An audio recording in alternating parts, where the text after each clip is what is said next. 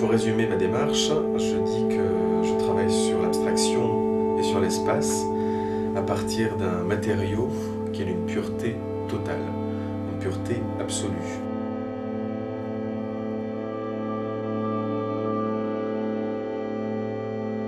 Le matériau que j'utilise, ce sont des courbes qui n'ont pas d'âge, des courbes qui existent de toute éternité. Dans le monde des courbes, j'ai choisi celles qui me paraissaient les plus intemporelles, les plus éternelles.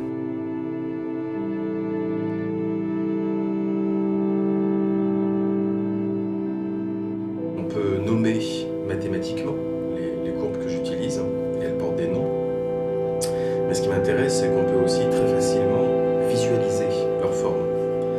Alors c'est un exercice de visualisation, il faut imaginer un cercle qui va évoluer sur une droite, un cercle en mouvement, un point de lumière qui se situe sur ce cercle, et on a le dessin d'une des courbes que j'utilise. Et c'est réellement ce qui constitue la base de mon travail.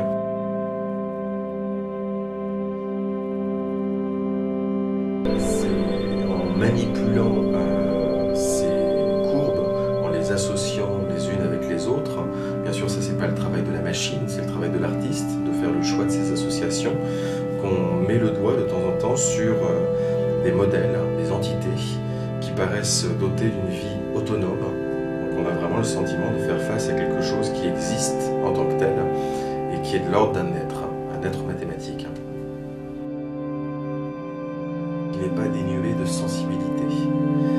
Et mon but, c'est de montrer que ces mondes qui paraissent inaccessibles, comme le monde des mathématiques par exemple, ou le monde des étoiles, ou le cosmos, ou les théories des astrophysiciens, en réalité, on peut avoir une approche sensible de ces questions, ce que j'essaye de faire, et peut-être permettre à chacun de se reconnecter à la fois avec sa propre identité, mais avec aussi l'identité de l'espace dans lequel on baigne tous.